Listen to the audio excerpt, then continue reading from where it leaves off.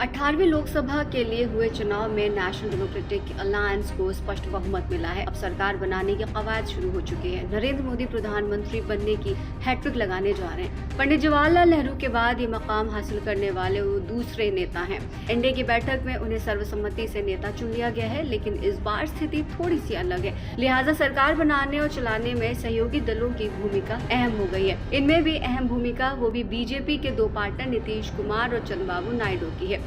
इस बार की एनडीए सरकार में नीतीश और नायडू वाला ये नीना फैक्टर अहम हो गया है। इतना तो तय दिखता है कि प्रधानमंत्री मोदी तीसरी बार देश की बागडोर संभालने जा रहे हैं, लेकिन इससे आगे लोगों की नजर इस बात पर है कि मोदी सरकार के लिए बहुमत का आंकड़ा पूरा करने की जिम्मेदारी जिन दो नेताओं पर है, क्या वो साथ देंगे। वो दो नेता हैं बिहार के मुख्यमंत्री नीतीश कुमार और आंध्र प्रदेश के होने वाले मुख्यमंत्री चंद्रबाबू नायडू। नीतीश कुमार और चंद्रबाबू नायडू भी शामिल हुए। इसके अलावा दूसरे सहयोगियों में एलजेपी रामविलास पासवान के बेटे चिराग पासवान से लेकर जेडीएस के एचडी कुमार स्वामी और आरएलडी के जयंत चौधरी तक शामिल रहे। सबको यही लगता है कि सब मिल करके मोदी सरकार को स्थिरता प्रदान करेंगे। जेडीयू के केसी त्यागी कहते हैं कि जेडीयू जन्मकाल से ही एनडीए के मंत्रिमंडल में शामिल रही है। महत्वपूर्ण पद हम लोगों ने ही संभाले हैं। जॉर्ज फर्नांडिस, शरद पवार, रामविलास पासवान, नीतीश कुमार सब महत्वपूर्ण पदों पर रहे हैं। कोई निमंत्रण मिलेगा इस मंत्री परिषद में शामिल होंगे। इस बार बीजेपी को 240 सीटें मिली हैं। ये सीटें बहुमत के लिए जरूरी 272 के से 32 कम हैं। इसमें नायडू के 16 और नीतीश के 12 सांसद अहम हो जाते हैं। ये दोनों मिलकर 28 होते हैं। इन दोनों के अलावा तमाम छोटे सहयोगियों की संख्या 25 है, यानी बाकी दल मिलकर भी नायडू नीतीश के बराबर नहीं हो पाते।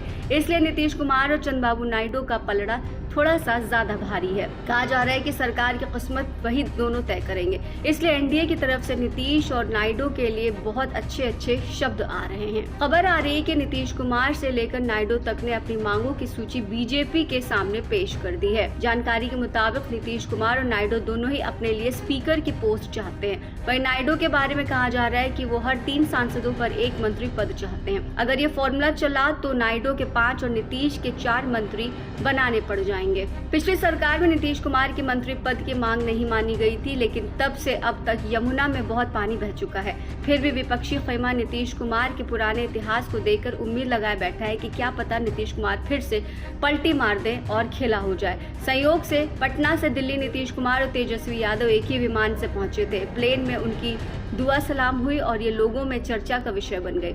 उस पर से तेजस्वी के उस बयान ने और हवा दे दी, जिसमें उन्होंने कहा अभी देखते जाइए क्या क्या होता है। पहली बार मिलीजुली सरकार, चाहे नीतीश कुमार हो या चंद्रबाबू नायडू, दोनों ही एनडीए के पुराने सहयोगी। जब वाजपेयी की सरकार थी तो नीतीश कुमार उस सरकार में रेल और कृषि जैसे अहम पदों पर बरकरार थे और चंद्रबाबू नायडू ने अपनी पार्टी से स्पीकर बनवाया था।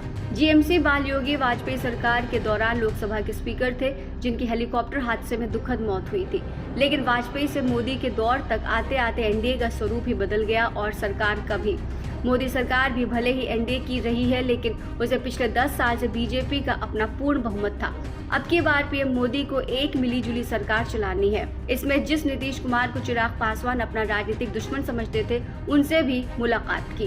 कई बार पाला बदल चुके नीतीश कुमार आज की तारीख में एनडीए को पूर्ण बहुमत है, लेकिन मोदी 3.0 आते आते इस पूर्ण बहुमत ने सहयोगी दलों, खासकर नीतीश नायडू की हिस्सेदारी और अहमियत बढ़ा दी है। नीतीश कुमार या चंद्रबाबू नायडू जैसे राजनीति के चतुर खिलाड़ियों को साधना बहुत आसान नहीं होगा।